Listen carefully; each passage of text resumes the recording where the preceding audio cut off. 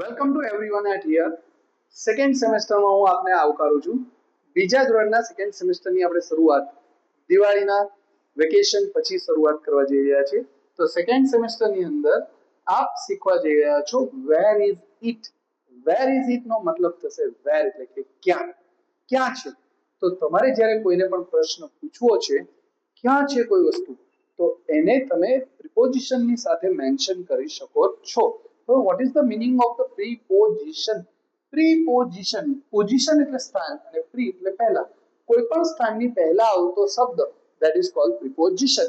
જેમ કે હું કહી શકું ઓન એટલે કે ઉપર, ઇન એટલે કે અંદર, બિહાઇન્ડ એટલે કે પાછળ, અને અંડર એટલે કે નીચે, બિટવીન એટલે કે બેની વચ્ચે, નેક્સ્ટ ટુ એટલે ની પછી તરફ, ઇન ફ્રન્ટ ઓફ એટલે ની સામે.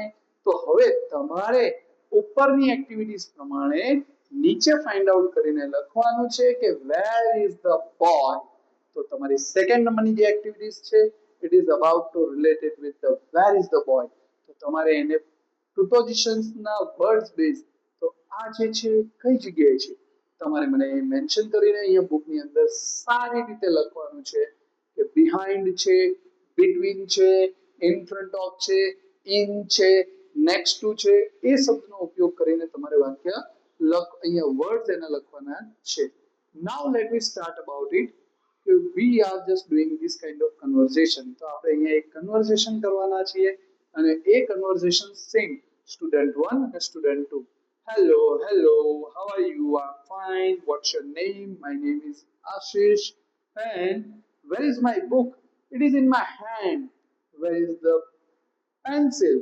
It is on the bench. Where is the chair? It is next to the table. Where is my bag? It is on the table. So where is my diary? It is near to the blackboard. આ રીતે તમે એના પ્રશ્નોના જવાબ અને positions આપીને mention કરી શકો છો. Now the last activities. Activity number 4. It is called a presentations activities. So presentations ની અંદર બધા જ લોકો સ્ટાર્ટિંગ આ રીતે કરી શકશો.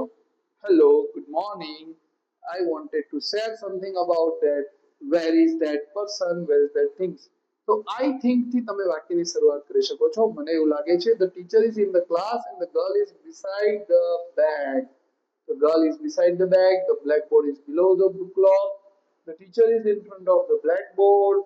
Painting is above the color box. આ રીતે તમે એના વાક્ય મેન્શન કરીને પ્રેઝન્ટેશન્સ કરી શકો છો.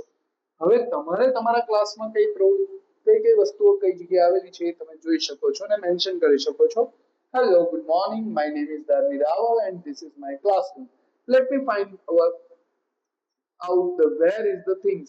Where are all classroom things? I think. Where is the pencil? It is on the table. Where is the book? It is on the bench. તો આ રીતે તમે આખું ડિસ્ક્રિપ્શન કરી શકો છો. નાઉ લેસન નંબર 6 એ તમારા માટે બહુ અગત્યનું ચેપ્ટર છે. જ્યારે આપણે કોઈ પણ વસ્તુની પરવાનગી લેવી હોય ત્યારે આપણે મે આઈ વડે વાક્ય બનાવી શકીએ છીએ. એક્ઝામ્પલ તરીકે મે આઈ લુક એન્ડ સ્પીક. અહીંયા આપણી પાસે કોમન આપણે પરવાનગી લેતા હોઈએ છીએ કે may I come in teacher, પણ આપણે ઘણી બધી જગ્યાએ બીજી પરવાનગી લેતા નથી હોતા. તો બે કે ત્રણ શબ્દો બોલતા હોઈએ છીએ તો કે may I drink a water, may I go to washroom, may I go to toilet, may I help you. તો મે આઈ થી તમે તમારા ઘરે પણ પરવાનગી લઈ શકો છો ઘણી બધી વસ્તુઓ માટે. એક્ઝામ્પલ તરીકે તમને અહીંયા આપેલું છે મે આઈ ટેક યોર પેન. શું હું તમારી પેન લઉં? મે આઈ ઓપન ધ ડોર. શું હું બારણું ખોલું? So this kind of permissions you can take it and also you can write down it. Now it is about to related with the matching. How do you match it? Match the sentences with the picture. May I use your phone? So this is about to related with the phone. You can match that things અને તમે આને મોટેથી ક્લાસરૂમમાં બોલી પણ શકો છો. Now same one it is about to related with the conversation. તમારે બે સ્ટુડન્ટ્સ, એક સ્ટુડન્ટ્સ લેફ્ટ સાઈડ એક સ્ટુડન્ટ્સ રાઈટ સાઈડ ઉપર આવશે અને બંને સામસામે આ રીતે કન્વર્સેશન કરશે. Excuse me, yes please, may I help you, yes you may, may I give you my pen, yes you મે.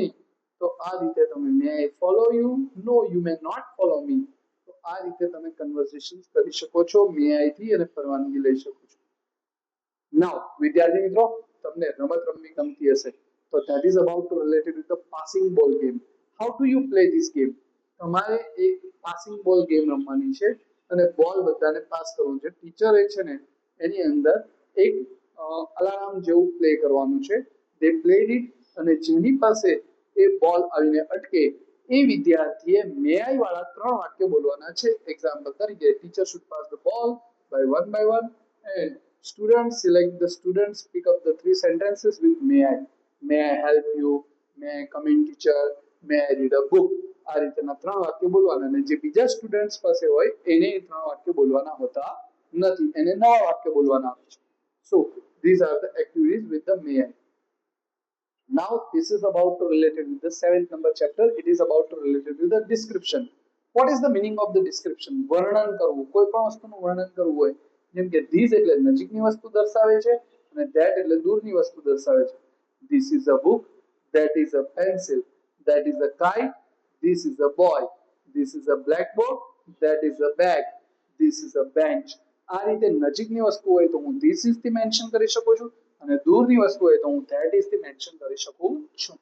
તમારે તમારા ફેસ્ટિવલ્સના નામની સાથે સાથે તમે ડિસ્ક્રાઇબ પણ કરી શકો છો this that થી. હવે તમારો અત્યારનો ટાસ્ક એક્ટિવિટી નંબર 2. તમારી પાસે તમારા ઘરની અંદર અહીંયા તમને મેં પિક્ચર્સ આપેલા છે લિવિંગ રૂમ, બેડરૂમ અને કિચન. તો તમારા ઘરે પણ તમારા લિવિંગ રૂમ, બેડરૂમ અને કિચનને તમે ધીસ અને ધેટ થી મેન્શન કરી શકો છો. જેમ કે અહીંયા તમારી પાસે છે this is window, this is net, this is table, this is ball, this is bed, this is cupboard. તો તમારા ઘરે પણ તમે તમારી પ્રોડક્ટ્સ, તમારા ઘરે જે જે વસ્તુઓ તમને દેખાય છે એ બધી જ વસ્તુઓ તમે ધીસ અને ધેટ વડે યુઝ કરી શકો છો. this is a living room. Next one, it is about a kitchen. So this is shelf, this is utensil. utensil નો અર્થ તમને નથી ખબર તો તમે utensil નો અર્થ શોધશો. utensil એટલે કે વાસણ. તો વાસણ એ કઈ વસ્તુમાં યુઝફુલ કરી શકે છે? રેફ્રિજરેટર છે, ટોસ્ટર છે, સિંક છે, ટેપ છે. તો this kind of words you can use it અને તમે પ્રેક્ટિકલી એનો કન્વર્સેશન્સ પણ કરી શકો છો. સેમ બે સ્ટુડન્ટ્સ આવશે સ્ટેજ ઉપર, એક પ્રશ્ન પૂછશે, બીજો જવાબ આપશે. Good morning, what is your name? My name is Riya. What is this? This is my house. What is that? That is a sofa. What is this? This is a lamp. તો આ રીતે તમે સામ સામે ક્વેશ્ચન આન્સર કરી શકો છો. નાઉ the next one, it is about related with the presentations. હવે તમારે પ્રેઝન્ટેશન્સ ની અંદર તમારા ઘરની અંદર કઈ કઈ વસ્તુઓ છે એનું તમારે મેન્શન કરવાનું છે. Hello, good morning to everyone. My name is Sunny and I will tell you about my house. This is my house. This is a sofa. That is my living room. That is a door. That is a photo frame. Thank you for listening me very carefully. આ રીતેના આરો અવરો સાથે તમારે એનું presentation કરવાનું રહેશે this અને that નો ઉપયોગ કરીને. Now it is about to related with the vocabulary. આપણું 8મા નંબરનું ચેપ્ટર એટલે કે શબ્દ ભંડોળ વધારવાનો તક. તો તમારી પાસે જેવી રીતે આપણે આગળના એક્ટિવિટીઝની અંદર આપણે જોયું હતું એનિમલ્સ, બર્ડ્સ અને બોડી લેંગ્વેજના નેમ્સ, તો એવી જ રીતે અહીંયા આપણે જોઈ રહ્યા છીએ બર્ડ્સ અને એનિમલ્સના name. So let's we start about it. What are the birds? Sparrow, pigeon, parrot. So you should describe these birds by their color. તમે એના રંગ, એની સાઇઝ અને એનું જે એના ફીચર્સ છે એના બેઝ ઉપર તમે એનું વર્ણન કરશો. These are also related with the birds vocabulary. Second one, it's about related with the transportation. In this transportations એટલે કે આપણે અવર જવર માટે ઉપયોગમાં આવતા સાધનો. ટ્રેન છે, બસ છે, કાર છે, બાઇક છે, સાયકલ છે, ઈ બાઇક છે.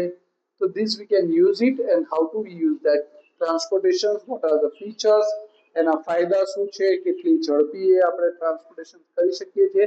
આ બધી એક્ટિવિટીઝ તમે બોલી શકો છો. Now let me move towards the question answer. What is your favorite bird? What is your favorite animals? What is your favorite transportations? તમારે આ પ્રશ્નોના જવાબ અહીંયા લખવાના છે અને મોટેથી ક્લાસરૂમમાં બધાની વચ્ચે બોલવાના છે. Conversation practice same. What's your favorite bird? સામે બીજો વિદ્યાર્થી જેને આન્સર લખેલો હશે એ જવાબ આપશે. My favorite bird is, my favorite color is, like that way. Now it is about related with the presentations. તમે તમારા favorite bird વિશે બોલી શકો છો. Hello, good morning, good afternoon. My name is Ashish. Today I will tell you about my favorite bird. Its name is a cuckoo. Cuckoo એટલે કે કોયલ. Its color is a black. Its voice is very sweet. I love Kuku very much, thank you. આ રીતે તમે બધા વિદ્યાર્થીઓ બોલી શકો છો. Now it is about related with the worksheet with the revision. અંતે વર્કશીટ વિથ રિવિઝન એ તમારા આખા સેમેસ્ટરનો એક નિચોડ છે. આપણે જો વાત કરીએ તો સૌથી પહેલા પેલું ઝૂ. તો ઝૂની અંદર તમે કઈ એક્ટિવિટીઝ આપેલી છે કે ભાઈ વેર ઇઝ ધ ટાઈગર, જેવી રીતે પ્રિપોઝિશન જોયું હતું તો કે tiger is near the den. Where is the lion, the lion is in the cage. તો આ રીતે તમે ઇન, નિયર એવા પ્રિપોઝિશનનો ઉપયોગ કરીને અહીંયા એક્ટિવિટીઝ કરી શકો છો. આ કમ્પ્લીટ ધ ક્વેશ્ચન સેમ વસ્તુ આપણે મે આઈ વાળું કર્યું હતું એ જ મે આઈ વાળા એક્ઝામ્પલ સાથે તમારે અહીંયા મેન્શન કરવાનું છે અને એની પ્રેક્ટિસ કરવાની છે. સાથે સાથે answer the following questions with the color combinations and yes no type. Is this a mobile? Yes, this is a mobile. Is that a pigeon? No, that is not a pigeon, but that is a parrot. તો આ રીતે તમે એને mention કરી શકો છો. બીજું તમને વોકેબ્યુલરીમાં આપેલું છે ઓક્યુપેશન. ઓક્યુપેશનનો મતલબ થાય છે વ્યવસાય કરો. વ્યવસાય કરોની અંદર તમારી પાસે છે ટીચર, ડોક્ટર, ફાર્મર, પેઇન્ટર, આ બધા જ વ્યવસાય કરો. હવે એ વ્યવસાય કરો કયા કયા ક્ષેત્રમાં કામ કરે છે એનું પણ તમે મેન્શન કરી શકો છો. નાવ વિદ્યાર્થી મિત્રો, તમને પ્રેક્ટિસ વર્ક માટે 2 થી 3 પેજ આપવામાં આવ્યા છે કે જેથી તમે એ 2 થી 3 પેજની અંદર રાઇટ ડાઉન કરીને લખી શકો છો. અને લાસ્ટ વન, શિક્ષક મિત્રો અને વિદ્યાર્થી મિત્રો માટે ફરી એક વખત સેકન્ડ સેમેસ્ટર અને ફર્સ્ટ સેકન્ડ સ્ટાન્ડર્ડ તમારું આખું પૂર્ણ થયા પછી સેમેસ્ટર 1 અને સેમેસ્ટર 2 નું બંનેનું તમારું અસેસમેન્ટ ટાઈમ આવી જશે. લર્નિંગ આઉટકમ, વિદ્યાર્થી કેટલી પ્રવૃત્તિઓ કરી શકે છે, જેમ કે interest in speaking English, interest in to coming on the stage, stage ઉપર આવવા માટે ઉત્સુક છે, ઉત્સાહી છે, ભાગ લે છે, દરેક એક્ટિવિટીઝમાં ઇન્વોલ્વમેન્ટ થાય છે. તો હંમેશા હોય તો ઓલવેઝમાં ટીક કરજો. સમટાઈમ્સ ક્યારેક ક્યારેક હોય તો એમાં ટીક કરજો અને ક્યારેક જ કદી ભાગ લેતો હોય તો રેરલીમાં ટીક કરજો. અને લાસ્ટમાં તમારે શિક્ષક મિત્રોએ આ વિદ્યાર્થીઓને સરસ મજાનું એક સર્ટિફિકેટ લખી અને વિદ્યાર્થીઓને મોટિવેટ કરવાના છે. Thank you so much. આગળની માહિતી તમને મળશે.